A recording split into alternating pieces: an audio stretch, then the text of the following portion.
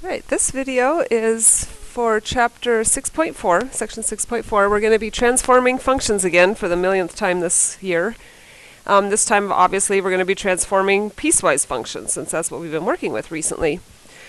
And the teacher is asking, why did you write count fins and infun cots all over your quiz? And the student, I wanted to show you that I could transform functions. And that's what we're doing. Yay for us. Okay, this should look familiar, right? We've been doing this all year. So just again, remember that the horizontal stretches and compressions are tricky. We have to do the reciprocal of the factor. Sorry about the cough.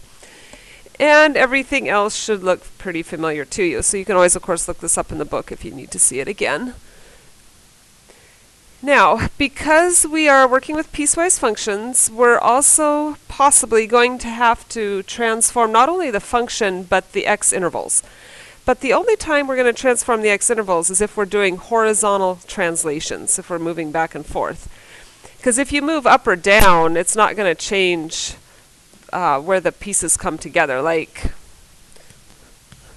if your piecewise function looked like that, say this was x equals 5. If you move this up or down, the pieces still come together at 5. But if you move it left or right, they're going to come together at a different x value. So if you're going back and forth, you're going to have to change the x interval as well. So just keep that in mind. And here's our first example. So we have a piecewise function. We're going to write the rule for g of x, which will be a horizontal translation. So horizontal is back and forth. Well, we're going 4 units to the right. So we know, because we have done this all year long, that if we go 4 units right, it's actually, we subtract 4 from the x. So up here, what you'll do is you'll write g of x equals, curly brace, and then up here where you have the x plus 3, since we're going to the right, we know that we subtract 4 from the x. So the x will be minus 4. I'm going to put that in parentheses, even though it's not necessary for this particular piece. It's just a good habit. And then plus 3. And then I'll go ahead and do the other one, the bottom piece as well. So the parenthesis is very much necessary on this one. We have to subtract 4 only from the x, so we need that parenthesis there. And then plus 3. Now, there are 2 ways you can do the, I always do commas here, that you can change these. You could just think about it. Right now, the pieces meet at 0, so they come together at 0. And if you're transforming and sliding this whole thing to the right 4 units, then where will they come together? Well, they're going to come together at 4. So you could just think about that, and you could just change it to x is greater than 4, or x is less than or equal to 4.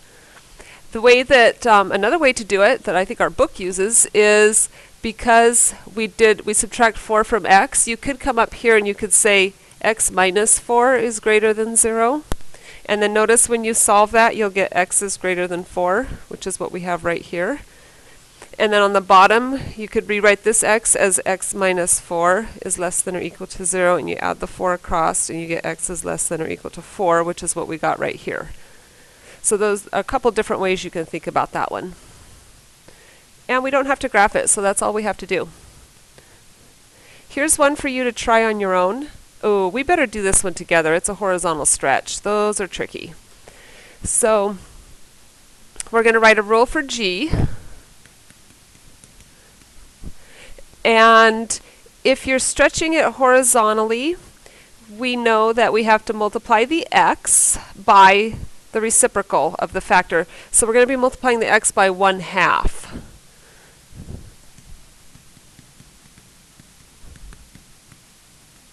Whoops. All right, so, and that 1/2 has to go in with the x. It has to be in parentheses with the x. And then the squared is going to be outside the parenthesis. And then on the bottom one, I don't really need a parenthesis because there's just an x there. So I multiply 1/2 to the x and then minus 3. Then you'll see you could use the same strategy on the x's. So you could multiply the this x by 1/2, kind of just doing this over here on the side. And notice when I solve for x, I'm going to be multiplying both sides by 2. and I still get x is less than or equal to 0. So it didn't shift back and forth, it just stretched, and when it stretches like that, it doesn't change the, well, it could actually. So I think it is a good idea actually to go ahead and do it by replacing the x with 1/2. In this case, it didn't change. And this one won't change either. So yeah, that's a good strategy to use. Alrighty, I'm just kind of looking things over here. Next slide. The effects, you don't need to write this down, this is kind of just a summary. Effects of transformations, on the intercepts actually, yeah, that's interesting. Okay, so if you're going to do a horizontal stretch or compression, you can see that they had, what was this? So you've got f of x is this blue one, and then they multiplied the x by 2, which is actually a compression, a horizontal compression. So sure enough, this blue curve got squished inward like so, to the red one. Did the x-intercepts change? Well, you can see that obviously, yes, they did. The blue went, this 4 went and became 2, didn't it? Oops. So, what do we got under here? Oh, yeah, the x-intercepts are multiplied by b. So because, alright, so we can keep that in mind. It got, so this was, it was a compression by 1/2. But, yeah, so compression by 1/2. The 1/2 is actually the b, by the way. That's what's a little confusing on this. This 2 here is 1/b. So you're going to be multiplying the x-intercept 4 by 1/2. That's how you get 2 here. So this x-intercept is 4, multiply that by 1/2, which is b. Yeah, because b is 1/2, and then that'll give you 2. See how these are a little confusing? You have to really think about them. With the horizontal stretches and compressions, the y-intercepts do not change, so this will be the same. And then over here, the vertical ones are always easier. Will the x-intercepts change on a vertical stretch or compression? No, you can see that they stay the same. And then the y-intercepts are going to change, but you can just multiply by a. So on this case, this was a vertical stretch of 2, so you're simply going to multiply the y-intercept by 2, the x or the y-coordinate by a. These are more straightforward. Let's do an example. Oh, never mind. Reflection across y, will the x-intercepts change? Yes, because you're flipping over the y, and they're going to become opposite. They're negated. And then the y-intercept will stay the same. Over here, if you're reflecting across the x-axis, the x-intercepts will stay the same, and the y-intercepts will become opposite or will be negated. Okay, now we get to do an example. Identify the x and y-intercepts of f. Okay, let's do that first. So remember to find, we need to review this, the x-intercept, let y equals 0, and solve. To find the y-intercept, let x equals 0. That's important to remember. So we will start with f of x. So this is going to be f of x. To find the x-intercept, we make y equals 0. So f of x will be the 0 equals 1/2 x minus 3, and then we solve for x. So I need to add 3 to both sides, and I undo that by multiplying both sides by 2. So I get x equals 2, or not 2, 6. X equals 6. Okay, please write that as a point. That's the point 6, 0. And then to get the y-intercept, we let x equals 0. That's actually easier. We can do that in our head because it's going to be f of x will equal 1/2 times 0 minus 3. That's going to be negative 3. So that'll be the point 0, negative 3. Okay, those are the x and y intercepts for f. Now, without graphing, identify the x and y intercepts of G. So we look at G. Here's G. And what type of transformation is it? Well, it's a vertical stretch. And you want to write down the factor, by 3. And as we know from even the very first week of school, when we have vertical stretches, we simply need to multiply when we have points down here, because we're transforming these points, all we have to do is multiply the y coordinates by 3. So for G, its x-intercept will simply be, you're going to just multiply the y by 3, so the 6 will stay the same, and then 0 times 3 is 0. And then to get the y-intercept, we also will multiply the y by 3, so the x will stay 0, and 3 times negative 3 is negative 9. So yeah, a vertical stretch is going to affect the y-intercept, not the x-intercept. Okay.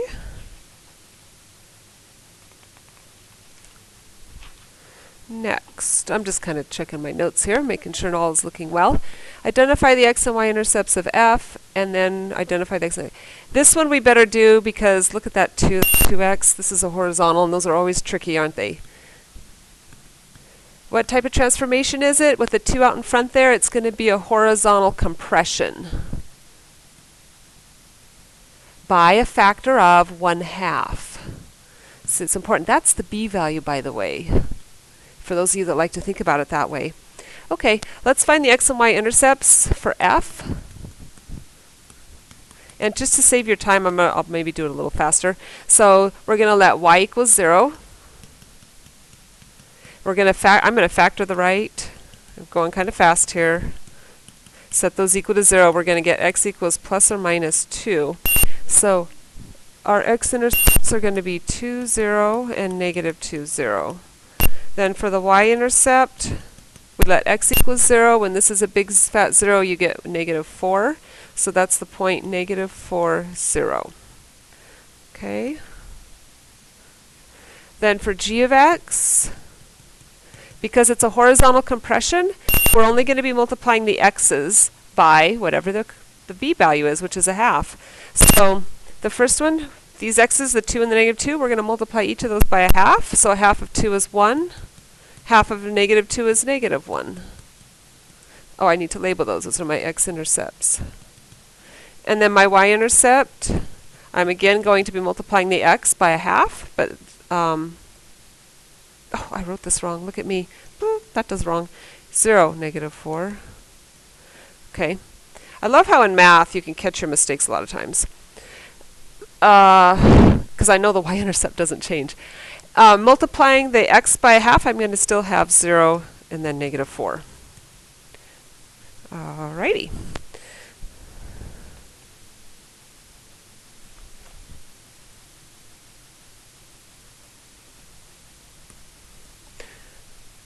Okay, you could try this one on your own.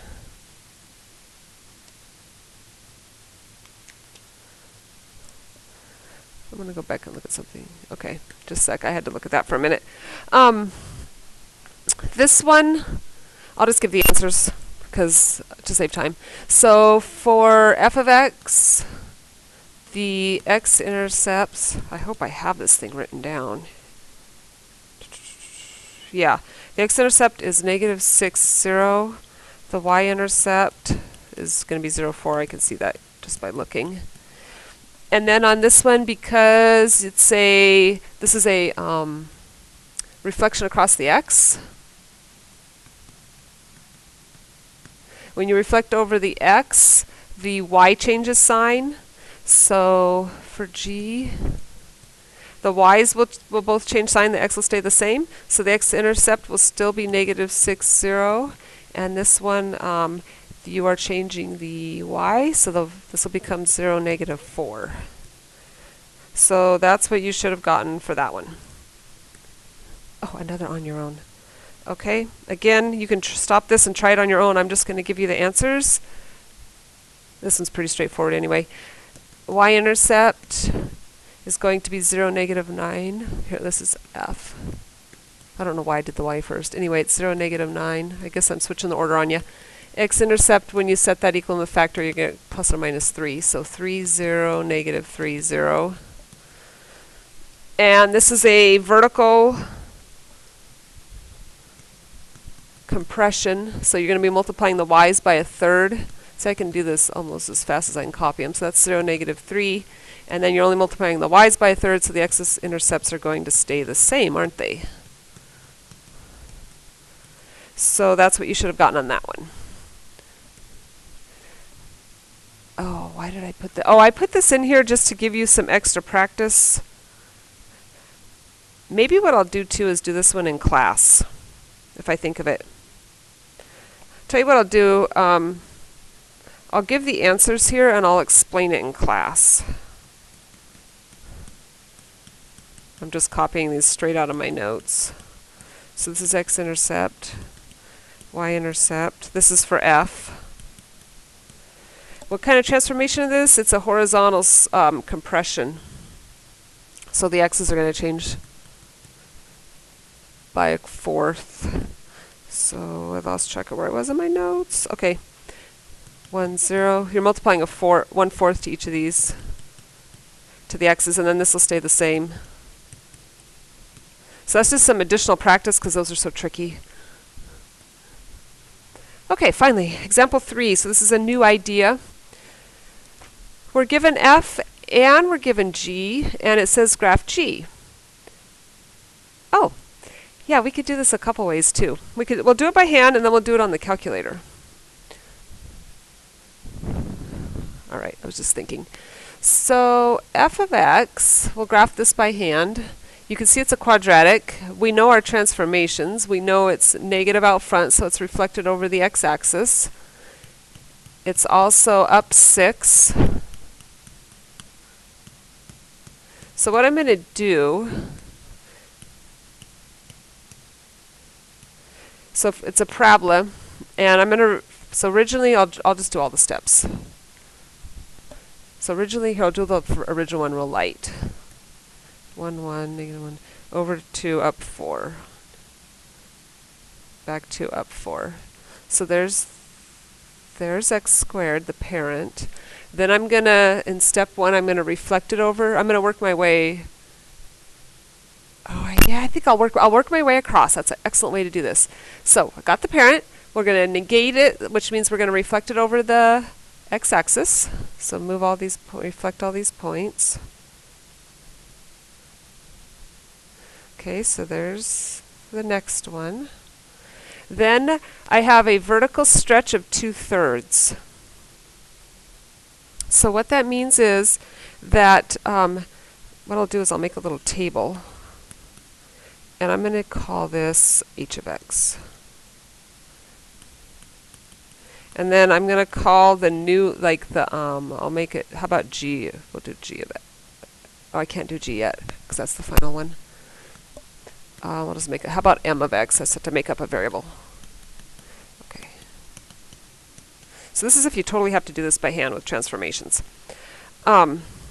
So h of x is the purple one. So at -2, I'm at -4. At -1, I'm at -1, 0, 0, 1, -1, and 2, -4. So just plotting these pink points.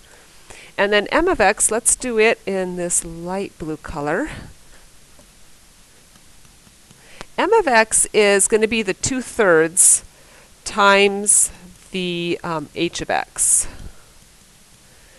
And because it's vertical, I'm only going to be multiplying the y values by 2/3. So 2/3 times -4, oh, that's -8/3, not a real fun one. This is going to be -1/3, 0, or no, 2/3, what am I thinking? So silly. 2/3 times -1 is -2/3. Sorry about that. 2/3 times 0, 2/3 times -1, and then -8/3. So, -8/3 is -2 2/3. So if I'm going to go back 2 and down 1, 2, and 2/3, it's about there.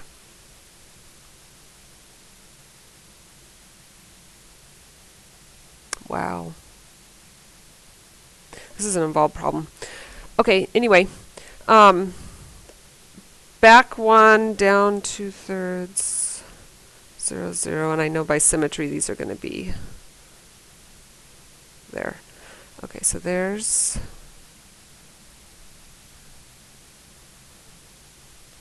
and that was supposed to be a vertical compression, which it is. Okay. Then we have to move it up 6. That's our final one. 1, 2, 3, 4, 5, 6. This point's going to go up, so 1 would be about, let's see, 1, 2, 3, 4, 5, 6. What's going to be up here? Because it's just it's less than 1 down from the vertex. And then this one's going to be, I don't know. Do I even care anymore? Let's see. 1, 2, 3, 4, 5, 6. That's confusing, isn't it? It's hard. Whatever, let's just draw it. This might be one that's best done on a calculator, because boy, there's F. Now, G, stuff to keep going. G, we're going to have to do another transformation, and this is a horizontal. And because 3/2 is greater than 1, it's actually a horizontal compression. Oh, I just remembered how I did this last time. It was so much easier. Because that was not fun. You know what I did last time? I found the x-intercepts for this curve. Let's do that because that's so much easier. So 0 equals negative 2/3 x squared plus 6. Solve for x, subtract 6. Multiply by negative 3/2. So that's going to become positive 9. And then when you take the square root, you get plus or minus 3. So this will be way easier, guys. Sorry about the 1, 2, 3. About kind of the long route to getting here. Because we're going to use intercepts that make this way easier. Okay, now we'll do orange for our final one. So anyway, this is a horizontal compression by 2/3, because you have to do the reciprocal. That's your B value. So you know what all I have to do now is I just need to multiply my x-intercepts by 2/3. And I'll get the x-intercepts of the new one. So G of x-intercepts, are going to be 2/3 times the intercepts of F, the x-intercepts. So 2/3 times negative 3, and that's really easy to calculate because these cancel out and you get 2 times negative 1. And of course the other one will be times positive 3, so that's going to be positive 2. So these are the x-intercepts of G. So I'm going to graph that first. And by the way, that we know that because it's being stretched or compressed horizontally, that the y-intercept stays the same. So there's the orange curve, and then all we have to do is move that up 4. 1, 2, 3, 4. And then this will move up 4. 1, 2, 3. Whoops, I didn't go very far right here. And then 1, 2, 3, 4. So this orange curve is finally g of x. Okay, so in summary, instead of going through this whole transforming thing, sorry about the long delay, the long route to doing this, it's probably easiest to just find these intercepts and graph it and save time. Let me show you how to do this on the calculator, which of course is going to be much faster. Hopefully this lesson isn't going to be too long. I feel like I've been at this a while. Alrighty, so first of all, in y equals, graph the f. So that's negative 2/3. Let's do parenthesis negative 2 divided by 3. That negative 2/3 needs to be in parenthesis. You could have had the negative out in front of the parenthesis. That would also work. But the 2/3, whoops, that's supposed to be squared. The 2/3 has to be in parentheses, and then that was plus 6 originally. Okay, so you can graph that and look at that.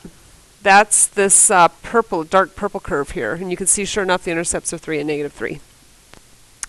Now g of x, we can come down here and notice that g of x is f of 3/2 x plus 4. So you can do, I have to think about this again, f is y1. This is y1. So you can do y1 of 3/2 x plus 4. That's what you can type into y2. So let's do that.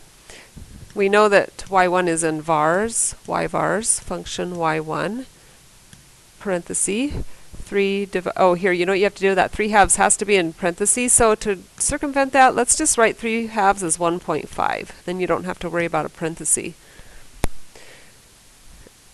So anyway, it's 1.5x, parenthesis, and then plus 4. Now, hopefully when I press this, it's going to look like this final orange one over here. And sure enough, let's check the value. Remember the y-intercept you do by second calc value 0, 6. Oh, that's the first one. Toggle up, arrow up to get the other one, 10. And sure enough, this was 6 plus 4, which is 10. And you can see that this does match what I have here. Whew, that was long. All right, here's another one. I am not going to take your time to do that. You could, why don't you just skip ahead or go ahead and do this, but do it on your calculator to make it easier. I'm going to skip this one, and let's go to the last one because I'm afraid we're running out of time. A college charges different fees according to the number of credit hours in which students have enrolled. The fee scale is modeled by the piecewise function below, and x is the number of credit hours. The college plans to increase all the fees by 10%, and in the spring for the fall semester, and then in the spring semester, the college plans to add an additional administrative fee of $75. We are going to write the rule for the spring semester. So the spring semester includes the 10% increase across the board plus the additional $75. These are two different transformations, aren't they? The 10% increase is a stretch or compression, and then the $75 is a translation. So let's do one at a time. I'll call h of x the intermediate function, and that's going to be the one where we're going to increase the fees by 10%. So I've got 3 pieces.